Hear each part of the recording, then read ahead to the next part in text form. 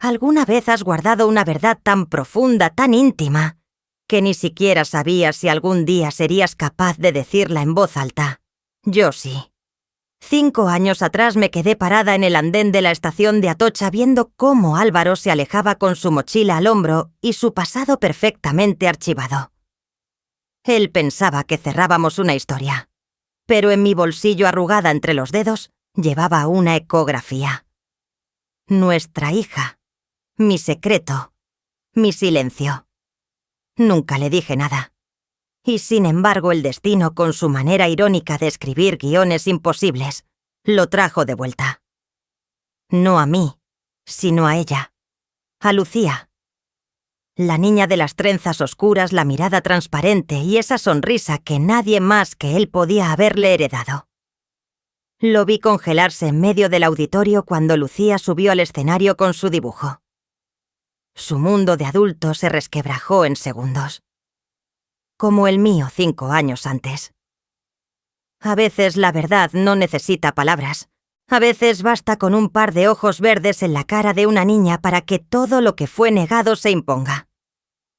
Comenta si alguna vez sentiste algo similar con un simple «yo también lo viví». Y si esta historia te toca, dale like, comenta, compártela.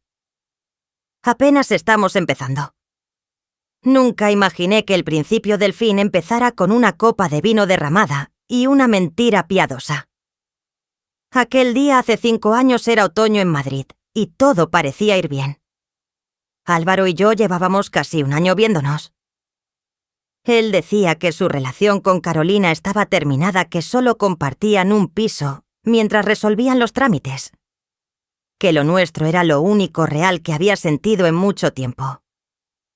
Yo le creí.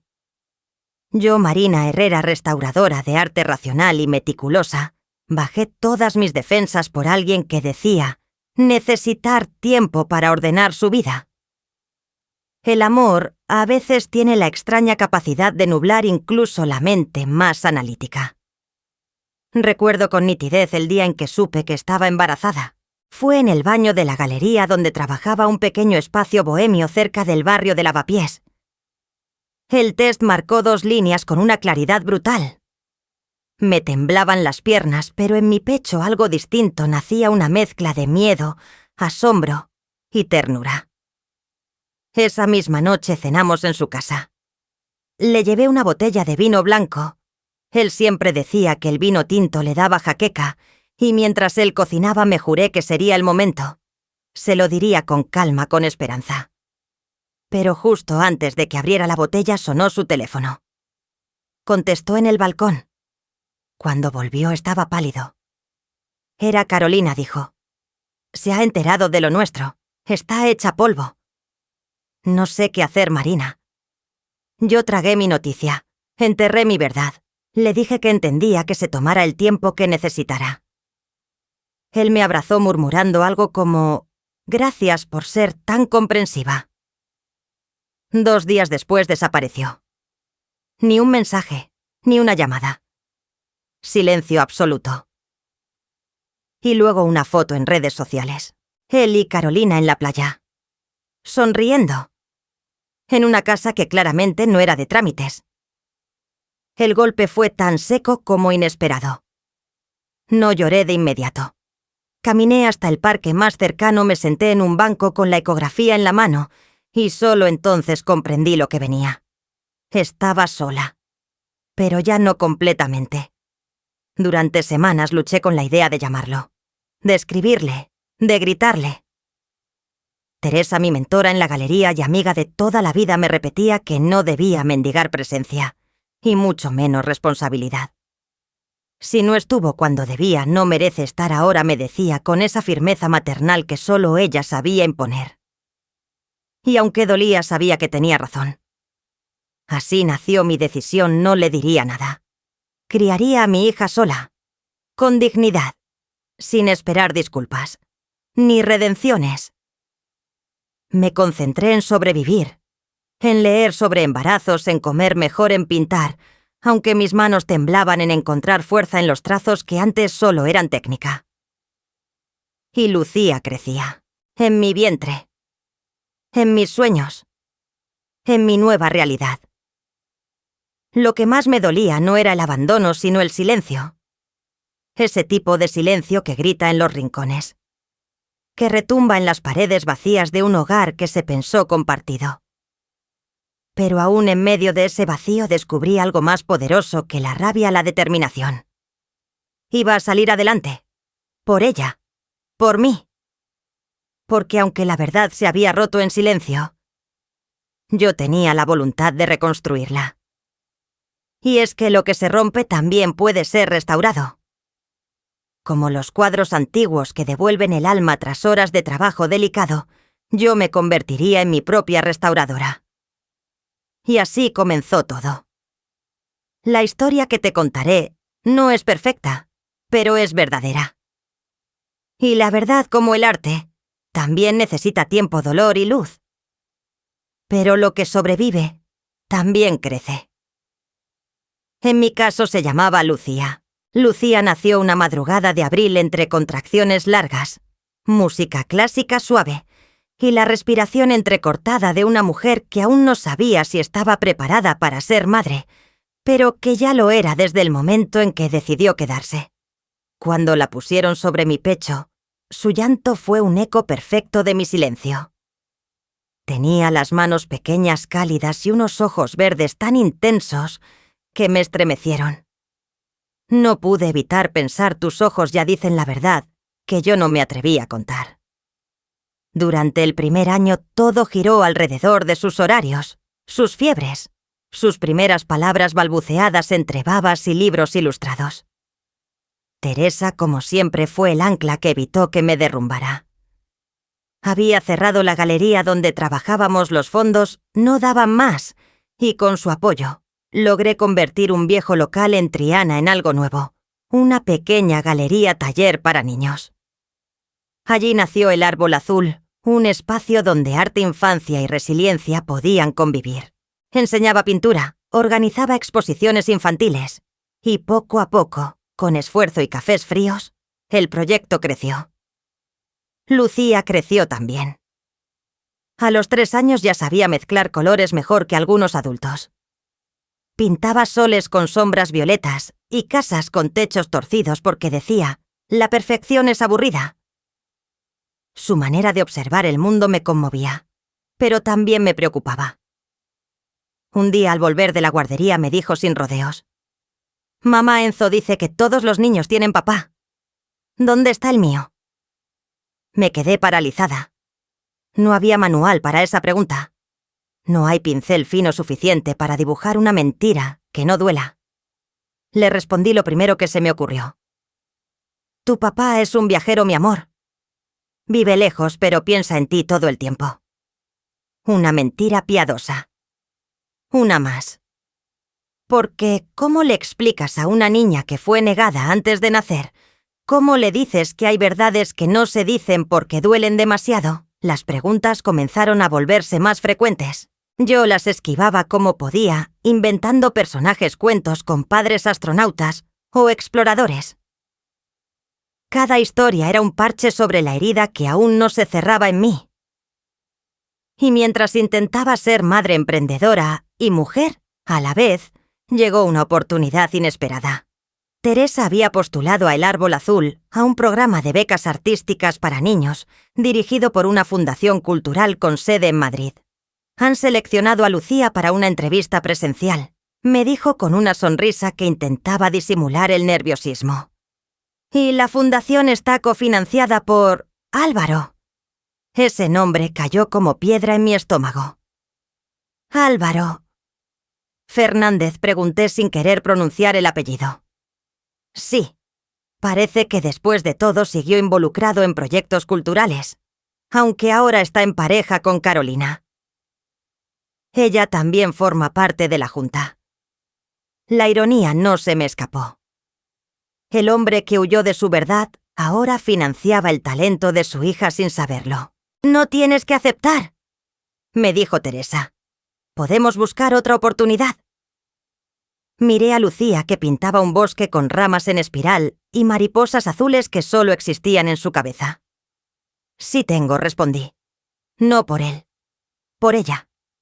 Porque su verdad no debe quedarse atrapada en mis miedos.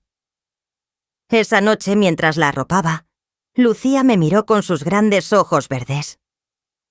«¿Crees que en Madrid podré pintar un cuadro muy grande, tan grande como tú quieras?», le dije, acariciándole el pelo. «Pero prométeme algo. Nunca dejes que nadie pinte tu verdad por ti». El viaje a Madrid fue el principio del fin, o del principio de algo que no sabía que aún estaba vivo. La mañana de la entrevista amaneció nublada con esa luz gris que parecía envolver todo en una calma artificial. Lucía estaba emocionada. Se puso su vestido favorito, el azul con estrellitas que Teresa le había regalado, y preparó su carpeta de dibujos con un cuidado que no había aprendido de mí, sino de su propia sensibilidad. Viajamos en tren desde Sevilla a Madrid. Durante el trayecto, Lucía no dejó de hablar de los colores que pensaba usar si le daban una beca, de los animales que quería dibujar con alas, de cómo una vez soñó con un bosque donde los árboles le hablaban. Yo, en cambio, guardaba silencio. El edificio de la Fundación Horizonte Creativo quedaba en pleno barrio de Salamanca. Alto, moderno, con paredes de vidrio y un vestíbulo que olía a madera pulida. Un asistente muy joven, con corbata torcida y una sonrisa educada, nos condujo hasta la sala de espera. «Señora Herrera», dijo su hija, «será evaluada por un comité de 3 personas. Uno de ellos es el director cultural de la fundación, el señor Fernández». Mi estómago se contrajo. Lucía no notó nada. Seguía hojeando su carpeta como si el mundo entero no pudiera hacerle daño si tenía lápices de colores en la mano.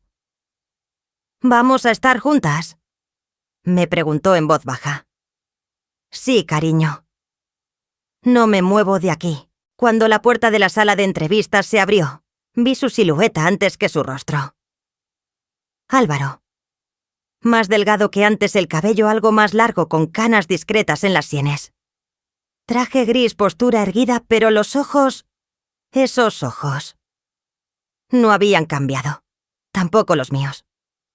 Al verme, se quedó paralizado. Su mirada descendió a Lucía. Se detuvo. Se ancló. Y entonces ocurrió. Lo supe. Lo supo. No hizo falta una palabra. Fue como si toda la verdad, la que yo había escondido, la que él había ignorado, la que Lucía había intuido sin comprender, se condensara en ese instante de reconocimiento. Lucía le sonrió sin saber quién era. «Hola». «¿Tú también dibujas, Álvaro?». No respondió de inmediato. Tuvo que tragar saliva antes de poder articular algo. «Hace mucho que no... pero sí alguna vez dibujé». Carolina entró a los pocos segundos. Alta, elegante, con ese andar frío que siempre me incomodó. Me miró como quien ve una mancha en una camisa blanca. «Marina, qué sorpresa verte aquí. Y con...». Hizo una pausa breve, apenas disimulada. «Tu hija». Lucía, dije, dejando claro que no era un secreto. Vino a presentar su obra. «Qué coincidencia», dijo Carolina, aunque su voz estaba llena de todo, menos sorpresa. «Álvaro forma parte del comité. Será interesante ver el talento que corre en su familia». Era una amenaza velada. La entrevista comenzó. Lucía desplegó sus dibujos con dulzura y explicó cada uno como si fueran tesoros personales. Álvaro intentaba mantenerse profesional, pero no podía apartar la vista de ella. Cada gesto, cada risa era una punzada directa a su memoria. En un momento, Lucía sacó su dibujo final. Lo había llamado «Mi mundo invisible».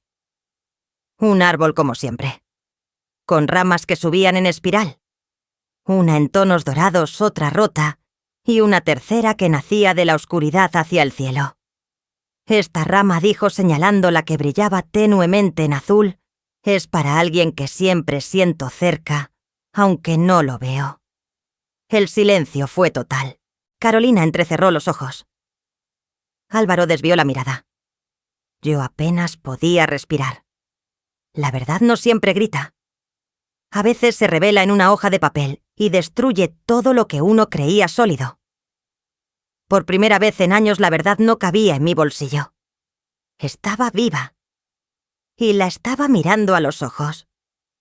Después de la entrevista pedí unos minutos a solas con Álvaro. No por cortesía ni por nostalgia, sino porque necesitaba romper de una vez por todas el velo que durante 5 años había cubierto mi historia con una mezcla de rabia, miedo y dignidad maltratada. Nos encontramos en la terraza del edificio, lejos de los asistentes de Carolina y de Lucía. El aire frío de Madrid soplaba entre las macetas vacías. Él se apoyó en la barandilla sin atreverse a mirarme del todo. «Es ella, ¿verdad?», preguntó al fin con la voz quebrada. «Lucía es mi hija». Lo observé. No con odio, con la distancia de quien ha aprendido a sobrevivir sin necesitar una disculpa. «Llegas 5 años tarde, Álvaro. Pero sí, es tu hija». El silencio fue tan denso que pensé que incluso el viento se había detenido. «No lo sabía», dijo al fin. «Marina, juro que no lo sabía». Después de aquella noche, Carolina leyó mis mensajes. Me quitó el móvil durante días. Me manipuló. Me hizo sentir que lo nuestro había sido un error. Me hizo creer que tú habías desaparecido sin explicación. «¿Y tú se lo creíste?», respondí sin alzar la voz. «No me buscaste. No llamaste. No preguntaste. Y aún así pretendes hablarme de manipulación». Se quedó callado. No había defensa posible. «La verdad», continué, «es que mientras tú volvías con tu ex, yo me partía el alma para criar a una niña que se parece demasiado a ti. Una niña que pregunta por qué no tiene un padre. Y cada vez que miente una historia sobre un papá astronauta, es porque yo no tuve el valor de decirle que su verdad fue rechazada antes de nacer». Álvaro cerró los ojos. No lloró, pero su respiración era inestable. «Quiero hacerme cargo. Quiero conocerla». «No es tan fácil», le corté. «Lucía no es una excusa para limpiar tu conciencia. Ella no necesita un gesto impulsivo. Necesita constancia, verdad, presencia». Él asintió en silencio. Por primera vez sin palabras vacías. Y justo cuando pensaba que lo más difícil había pasado, Carolina apareció como una sombra largamente anunciada. Se acercó con su impecable abrigo blanco y su sonrisa afilada. «No vas a destruir lo que hemos construido», dijo sin rodeos. «No voy a dejar que una niña ilegítima arruine la imagen pública de la fundación». Me costó un segundo procesar la frialdad de sus palabras. «Perdón, escúchame bien», continuó bajando el tono para que nadie más escuchara. «Si haces esto público, si insinúas cualquier parentesco entre Álvaro y esa niña, retiro la beca. Bloqueo tus contactos, tu galería, todo. A Madrid no le hace falta otra madre mártir».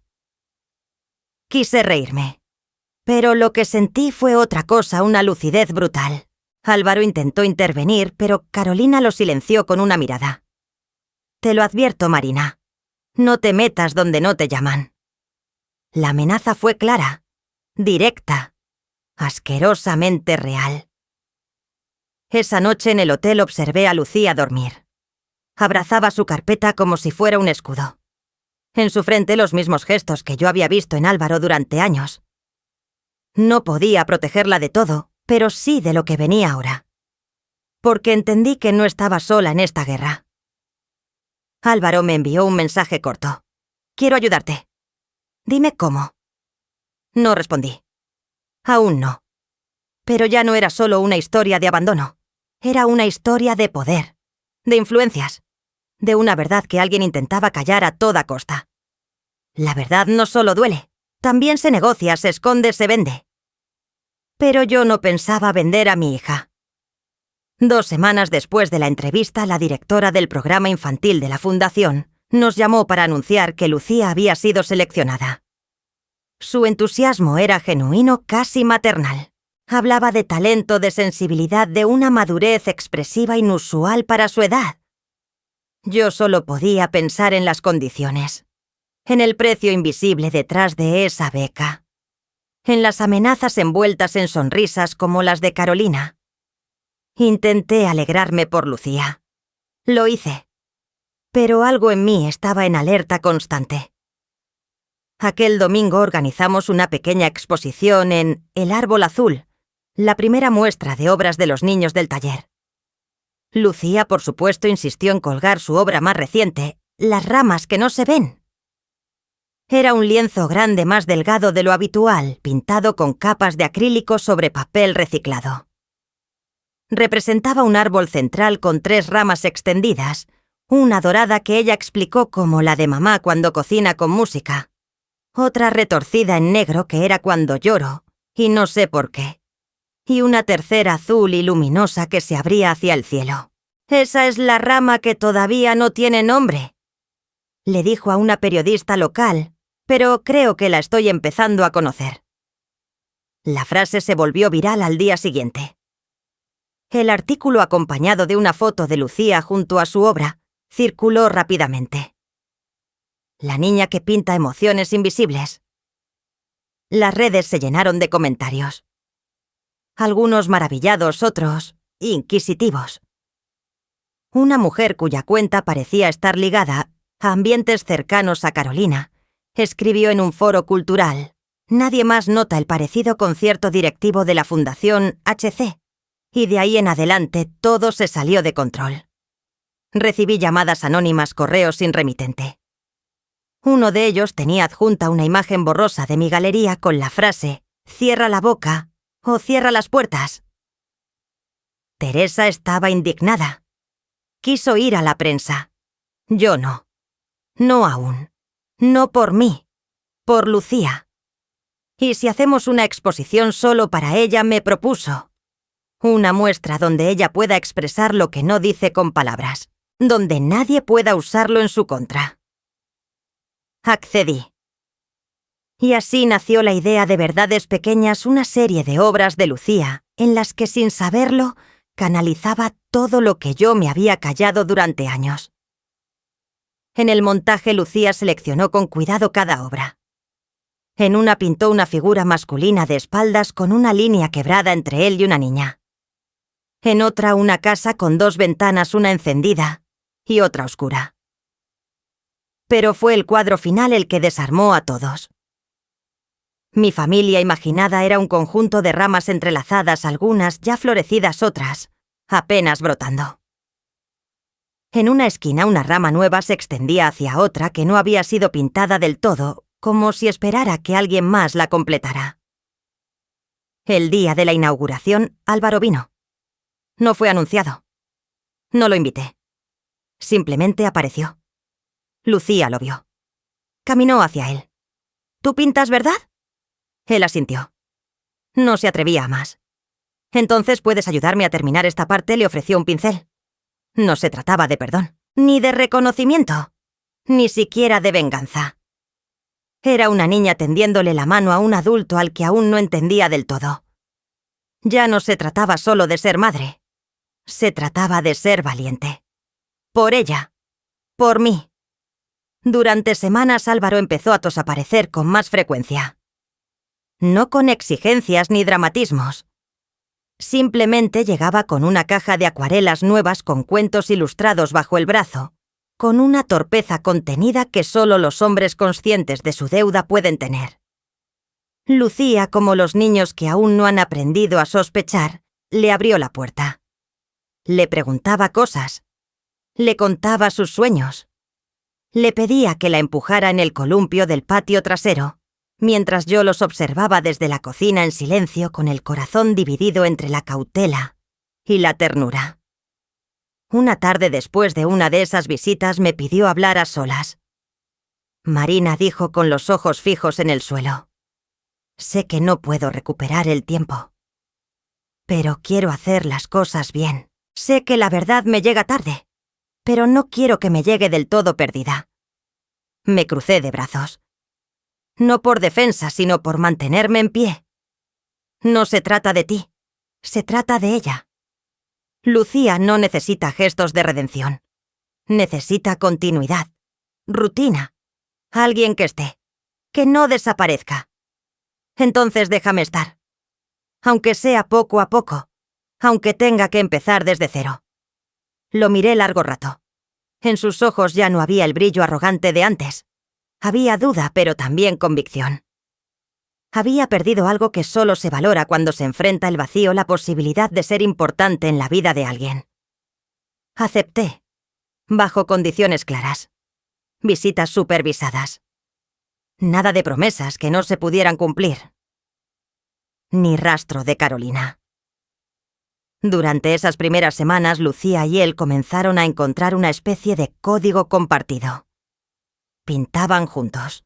Él le contaba historias sobre el significado de los colores, sobre los artistas que conoció en su juventud, sobre su madre, una pintora frustrada, que él siempre había admirado. Un día, mientras Lucía coloreaba con su nuevo estuche de lápices, levantó la vista y preguntó con voz sencilla: «¿Por qué nunca viniste a mi cumpleaños?» Álvaro se detuvo. Tragó saliva. Se acercó despacio y se sentó a su lado. «Porque fui un cobarde, Lucía. Pensé que tenía tiempo. Pensé que podía olvidarme de algo que en realidad era lo mejor que me había pasado. Pero ya no voy a volver a hacer eso». Ella no dijo nada. Solo le tendió un lápiz rojo. «Entonces dibújalo tú». Fue así como, sin saberlo, lo incluyó por primera vez en una de sus obras, y justo cuando pensé que nada podía sorprenderme más, la noticia estalló. Carolina había sido detenida por un caso de malversación de fondos vinculados a la fundación. Las pruebas eran contundentes. Álvaro fue quien presentó la denuncia junto con un informe completo que había estado recopilando durante meses. Lo supe por los medios, pero lo confirmé cuando vino a verme esa misma noche. No con el aire triunfalista de quien quiere redimirse, sino con la serenidad de quien está decidido a cortar definitivamente con lo que destruyó su vida. «He transferido todos mis derechos de la fundación a un programa nuevo», dijo. «Uno que tú vas a dirigir. Uno que va a llevar tu nombre». No pude evitarlo. Lloré. No por la beca. No por el gesto. Sino porque por primera vez Álvaro estaba haciendo lo correcto, sin pedir nada a cambio. La verdad puede tardar años, pero siempre encuentra su camino. Y esa noche tocó nuestra puerta como un padre arrepentido. Un año después la vida no era perfecta, pero era nuestra. Y por primera vez tenía forma, color y verdad. La Galería El Árbol Azul se había transformado en Galería Lucía, un espacio más amplio, más luminoso, donde los niños pintaban sin miedo.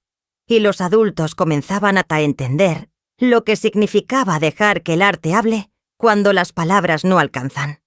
Lucía había crecido. Seguía pintando con la intensidad de quien busca en cada trazo algo que todavía no tiene nombre.